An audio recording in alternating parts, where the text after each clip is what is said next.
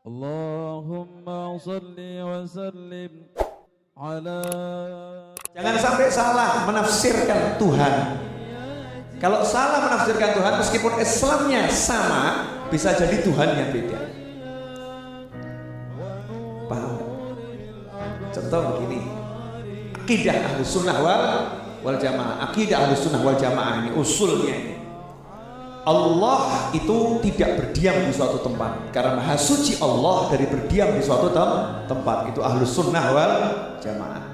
Nah, kalau ada orang sholat, orang puasa, orang zakat, orang haji, orang percaya pada Nabi Muhammad SAW, ini Islamnya sama kan? Sama. Cuman kemudian dia berkata Allah itu berdiam di langit. Allah itu berdiam di langit. Dia berkata Allah berdiam di langit, berarti Allah tinggal di suatu tempat. Berarti Allahnya dia sama Allah kita sama enggak? Beda. Allahnya beda. Nah, kalau Allahnya beda berarti agamanya sama enggak? Udah mikir sendiri. Makanya bisa ada namanya asbabul irtidad. Ada hal yang menyebabkan orang bisa murtad.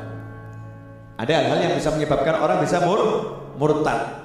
Ya, ya Allahnya satu, Islamnya satu, tapi ada orang yang murtad tanpa disadari. Naudzubillah min dzalik. Akhir zaman ini hati-hati.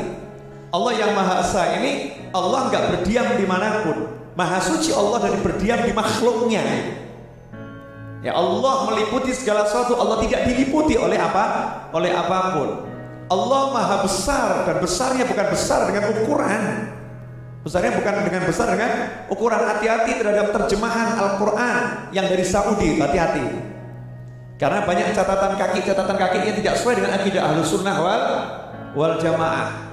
Pakai Al-Quran yang cetakan resmi dari MUI, dari Depak, itu kita pakai. Tapi kalau dari luar, hati-hati. Karena akidah di luar sana itu macam-macam. Catatan kakinya sering berbeda dengan akidah Ahlus Sunnah wal Jamaah. Kita ini NU Asy'ari.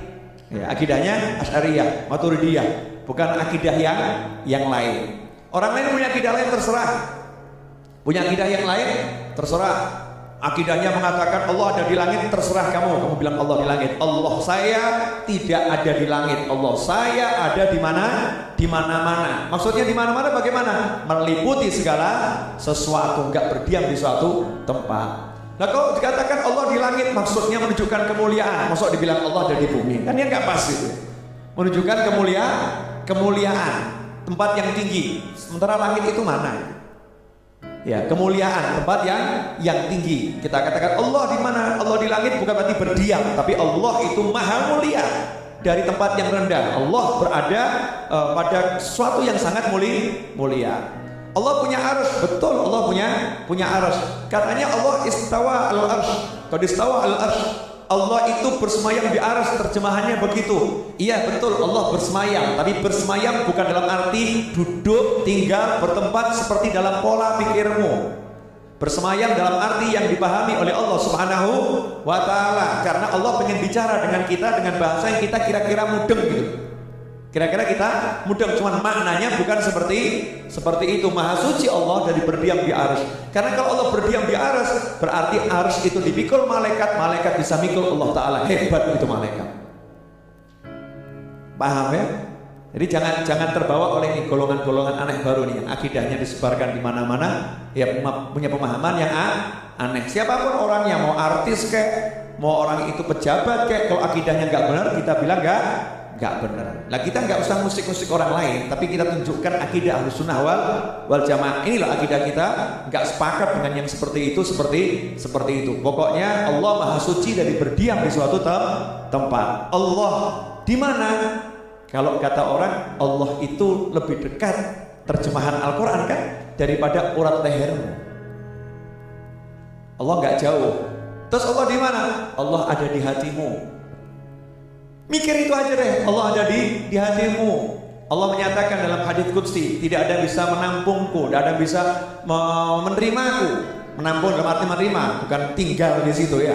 Menerima, bisa mengerti, memahami, dekat dengan aku, kecuali hati hambaku yang beriman. Langitku nggak bisa, bumiku nggak bisa. Allah sudah bilang kok, langitku nggak bisa menampung aku, bumiku nggak bisa menampung aku, tapi hati hambaku yang beriman. Justru kedekatan hati kita dengan Allah itu yang harusnya dikejar. Gak usah mikir Allah gimana ya, Allah gimana ya. Bid'ah tuh nanya begitu. Gak pernah sahabat nanya-nanya begitu, mikir-mikir begitu. Justru pikirkanlah kedekatanmu dengan Allah. Bagaimana hatimu dengan Allah? Bagaimana ketika disebut nama Allah? Apakah bergetar hatimu? Idza dzukirallahu wajilat qulubuhum. Kalau disebut nama Allah hatinya bergetar. Nah, kita disebut nama Allah hatinya getar atau hatinya tenang gitu ya? Enggak kerosok belas itu, mayit mati nih hatinya. Yang mana gitu? Ini kan pertanyaan yang luar biasa. Sementara akhir zaman ini bahkan ada yang mengatakan, tuh salah itu kalau ngajarin anak-anak kecil tuh salah itu. Seringkali kita kan ngajarin anak-anak TK, Allah itu ada di mana-mana. Salah begitu, jangan begitu lagi. Yang benar Allah ada di langit. Ngauco nih. Saya berani ngomong begini karena saya lihat dengan mata kepala saya sendiri dan mendengar dengan telinga saya sendiri. Ya, orang yang bicara seperti itu. Makanya hati-hati. Ya, perlu kita baca akidah lagi dengan baik. Allah tidak berdiam di manapun. Maha suci Allah dari berdiam dari makhluknya, di tempat makhluknya. Allah tidak dibatasi dimensi ruang ataupun waktu, karena semua itu ciptaan Allah Subhanahu wa ta'ala. Lantas bagaimana? Otakmu nggak cukup untuk bisa kenal Allah. Karena kamu ciptaannya Allah, jangan bergaya pengen bisa mengerti Allah dengan sebenar-benar pengertian. Karena itu Sayyidina Abu Bakar Siddiq menyatakan, Maha suci Allah, ya, yang menghijab dirinya sendiri untuk bisa dikenali oleh makhluknya dengan sebenar-benar pengenalan. Gak mungkin bisa, mau otak kita segini kok mau kenal Allah Ta'ala. Jangankan mau kenal Allah Ta'ala, makanya dikatakan man arafa nafsahu faqad arafa rabbah. Siapa tahu dirinya dia akan kenal Tuhannya. Loh, kita ini mau mengetahui diri kita sendiri aja gak bisa kok.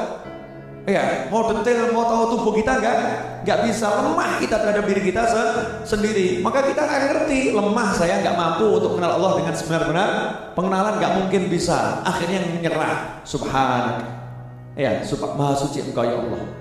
Maha suci Engkau ya Allah. Kami nggak punya ilmu kecuali Engkau ajarkan, dan kami tidak pernah bisa beribadah dengan sebenar-benar penghambaan. Nyerah sama Allah Ta'ala. Ya, kalau hamba bisa ngerti Allahnya benar, ya berarti apa bedanya hamba dengan Allah? Kan begitu. Allah menutup banyak rahasia tentang dirinya yang kita nggak bisa jangkau, jangkau. Itu hikmah. Kamu nggak usah pikir Allah, udah pikirin aja itu bagaimana usahamu untuk dapat ridho Allah Subhanahu wa ta'ala.